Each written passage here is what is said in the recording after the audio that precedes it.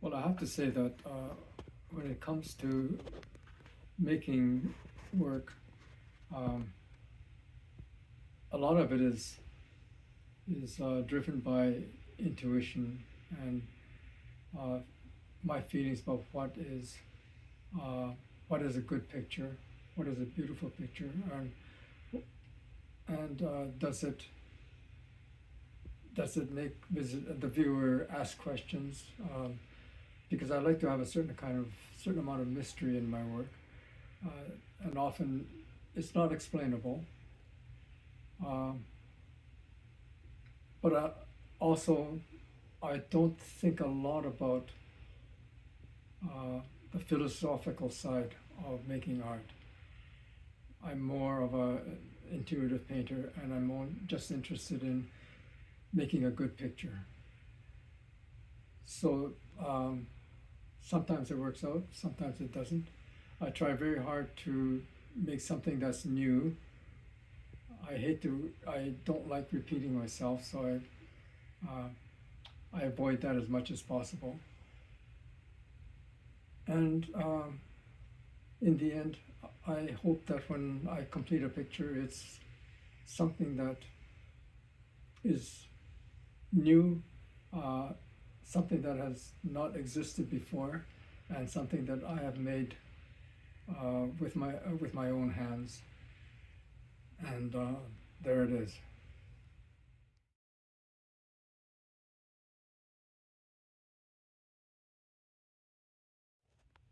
Well, when we had to move from Vancouver into the interior of BC, uh, we were one of the so-called self-supporting families, which meant that we weren't sent to an internment camp, as most Japanese Canadians were, but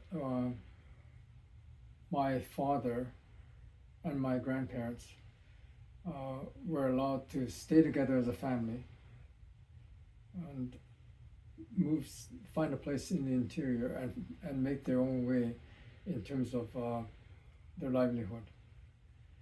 So this must have been very difficult for my father and my grandparents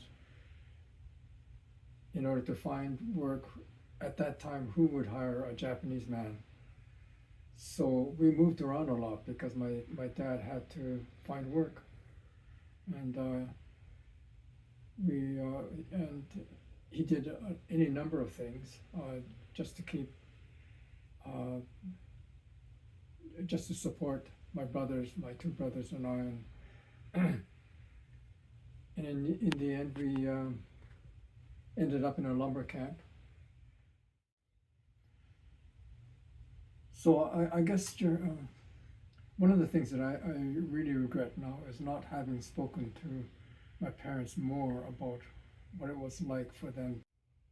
But I know that even though my brothers and I had a pretty good time as kids, not understanding what was going on, my parents must have had great difficulty in going through those years and trying to make ends meet and make sure that my brothers and I were housed and fed. Um,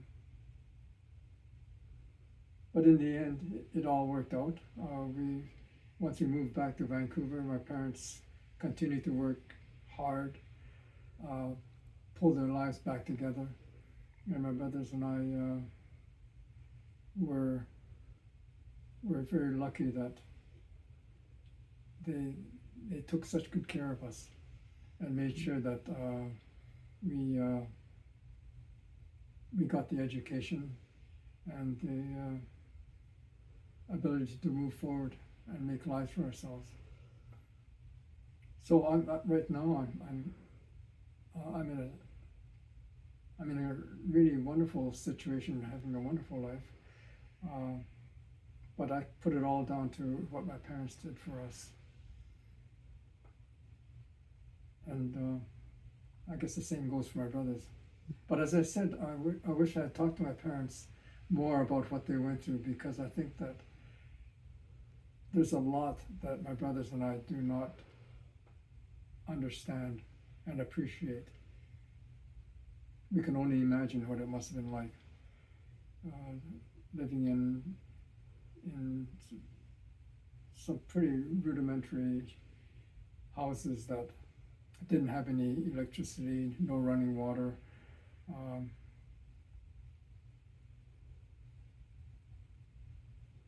living a life that had very few extras.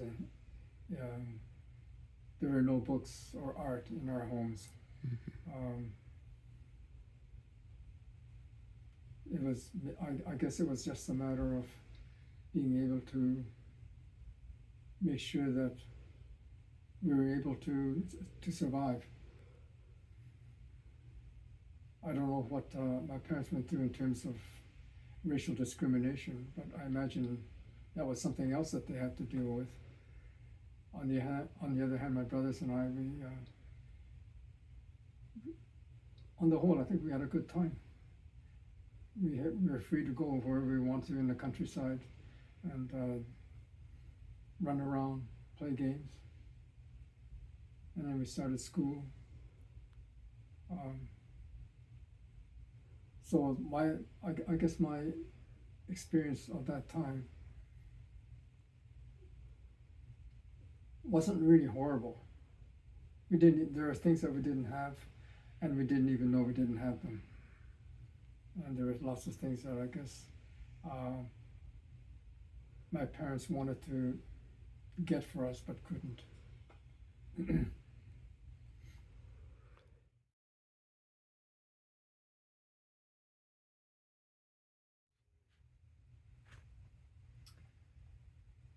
I think the, the, the driving force behind my art has more to do with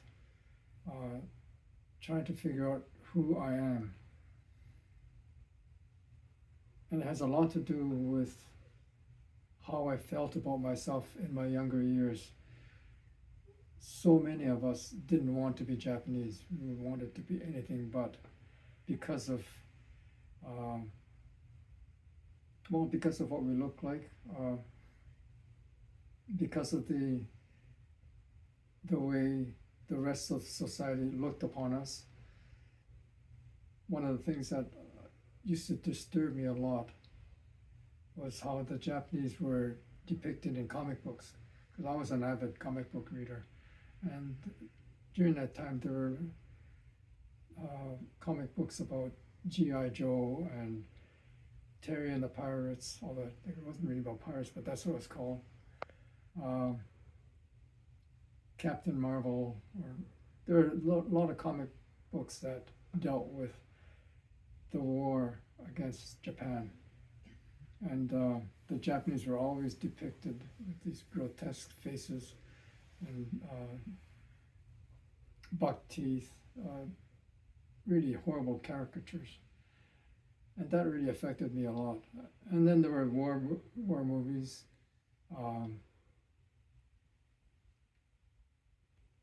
And again, you know, the whole depiction of the Japanese was really humiliating. So that affected me a lot, and I never really got over that feeling that I was a second-class citizen, even into my adulthood. And so I turned to my painting to deal with this, and to say that something that I couldn't do before, and that is to say that I'm Japanese. And by doing that through my painting, it allowed me to look at myself and to come to grips with who I am and to accept it. So that was the main reason for me doing these paintings.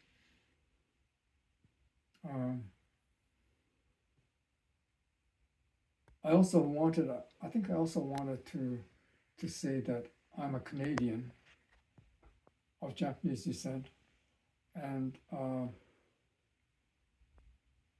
didn't I wanted my paintings to to reflect that, the two cultures, so to speak, and which is why I was combining abstract images with Japanese images as a way to depict the two sides of me. And the abstract images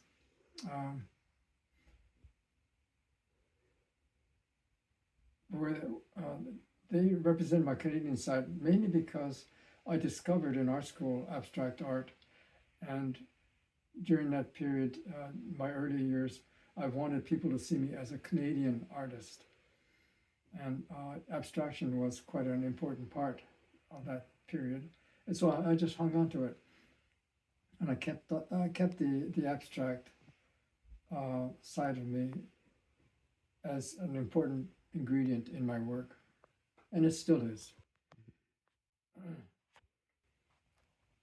And although I've after, I don't know, maybe almost 20 years of working with the theme of being Japanese Canadian, I think I felt that I pretty well said all I wanted to say, and I've moved into pure abstraction. But now I seem to be drifting back again towards the Japanese theme, so it appears that I'm not quite finished yet.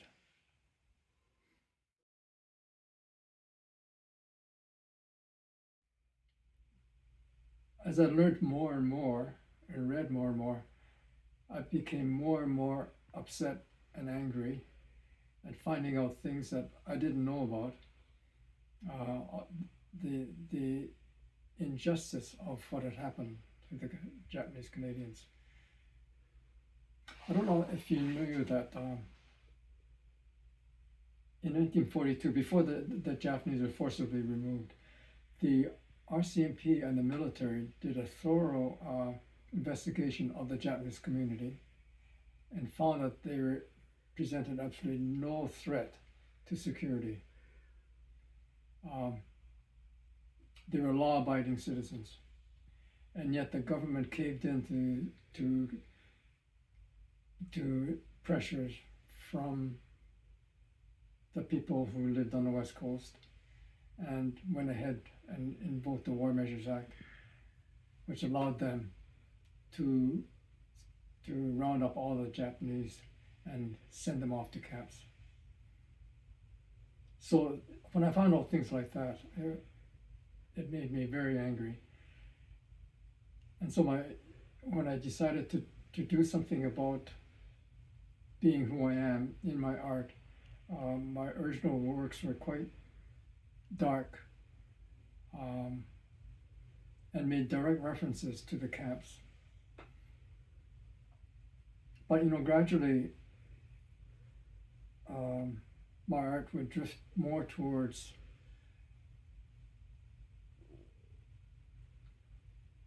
who I am and how I see myself as a Canadian. And I think as a result, my pictures became brighter and they were, I guess, less disturbed. And as it got brighter, I guess the colors became more pleasant to look at, maybe. And in the end, I really wanted to make my paintings more celebratory and to declare that this is who I am. And so they became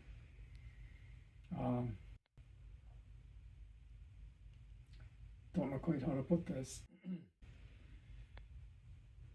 They were nicer paintings.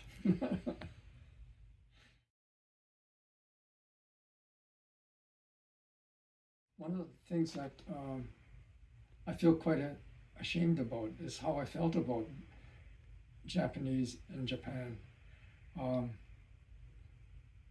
because I had very, very negative opinions about the Japanese, and I think a turning point came when I saw the exhibition of these beautiful kimonos by Ichiku Kubota at the what was then the Museum of, I think it was the Museum of Man, or Museum of Civilization, which is now history. And I guess I was really taken aback at seeing these beautiful things come from a country that up to that point I really didn't have much, didn't have very good feelings about.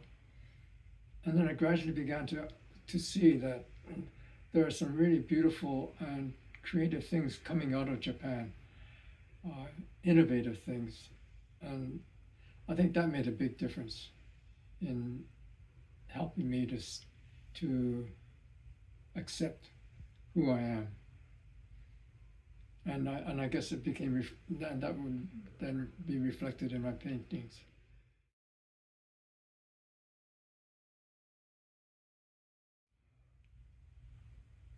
Getting the Order of Canada was a huge, huge honor. And I guess I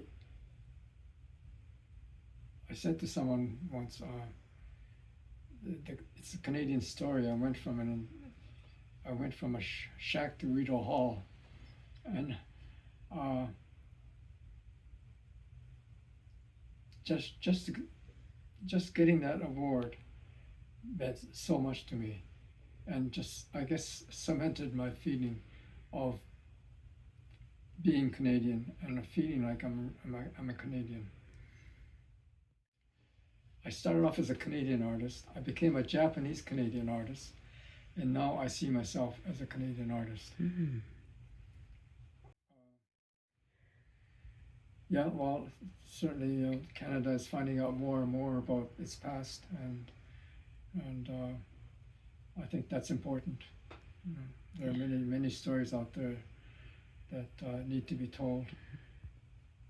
So there'll be other generations that will continue to tell the story.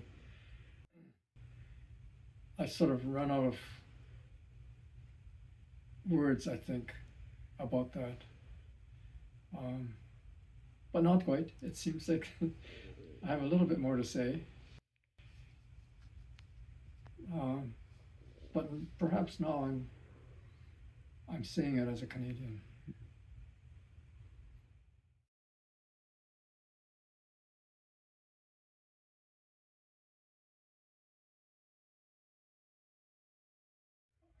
I come into the studio, I'm in my own little world, and I know what's going on, but somehow it doesn't seem to affect the way I do my work. As an artist, I'm interested in making things that are interesting for me, that are challenging for me, and not necessarily directly related to all the upheavals that are taking place in the world. Hard Street. Pardon me? Hard Street. Oh, Evening news. yeah. Well, Marion just reminded me of what I just said isn't necessarily true. Because there have been periods in my art life where I've allowed what's happening in the world to influence my work. And I did a series called Evening News, and it was images of blindfolded prisoners and people demonstrating. And then I did another series, a much more expanded series on this similar topic called Hard Street. And it showed images of people throwing rocks and demonstrating against the military, who were, made up of men that were heavily armed, and these young guys were throwing stones at them. But what really attracted me to that, apart from the apart from the fact that this was something that was happening in the world that would impact so many of us. Um, these young guys were, when they threw, it's the stone throwing that really attracted my attention. When they threw stones, it looked as if they were doing a dance. They appeared to be dancing, and I thought, how interesting that in a situation that's so deadly, that these human forms would take these very beautiful postures, positions. And so my whole series started based on that. And then I combined images of men demonstrating with images of destroyed buildings, destruction. And it was, I think, one of my more successful series, and one that I feel really quite proud about, because I think it said something. This is one of the occasions where I went beyond myself, went outside myself, to look at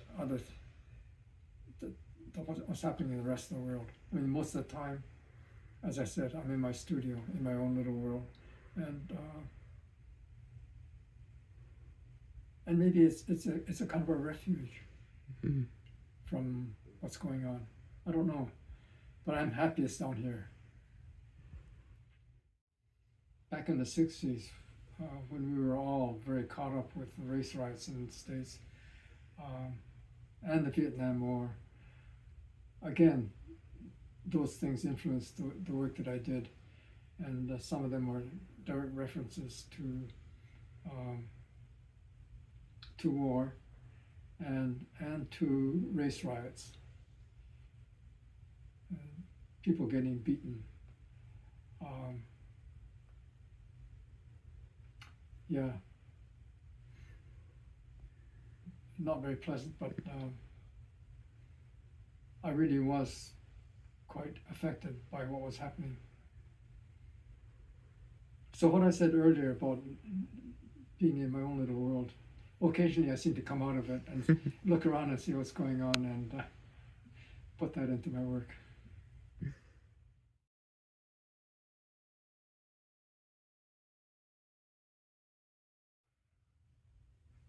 That's a pretty tough question.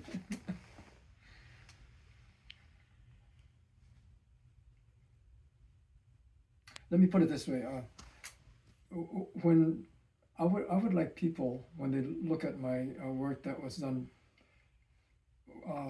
regarding being Japanese Canadian, that I would like them to think about the kinds of things that happen to people that is out of their control, and there are greater forces that have an impact on the way they live their lives, and sometimes it can be pretty dire. And when they look at my work, perhaps I would like to think that they would ask questions about what it means, what happened, and perhaps dig deeper and on their own try and find out more about the story of the Japanese Canadians, and then go beyond that and think about Canada in general, and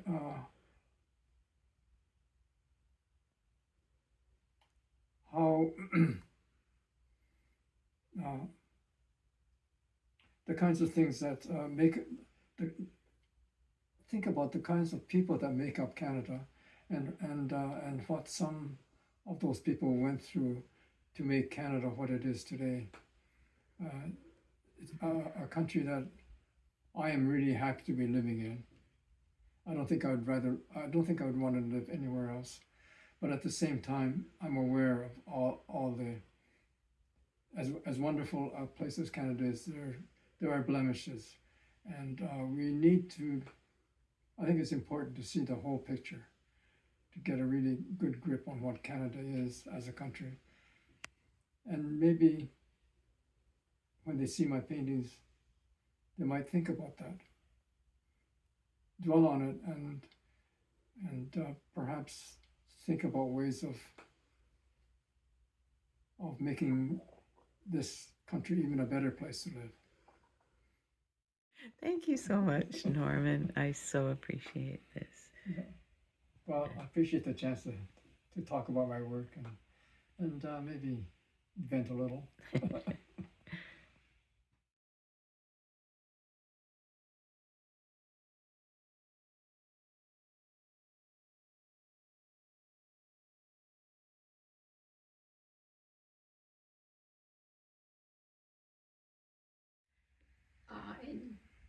In April, we'll have been married 60 years. So. Well, I guess I always tried to give Norman the time and the freedom to do what he needed to do, and I understand the need to do art. I'm an artist, and that you need the time and space, and so I've been happily supporting that. Yeah, no, I'm very lucky that way.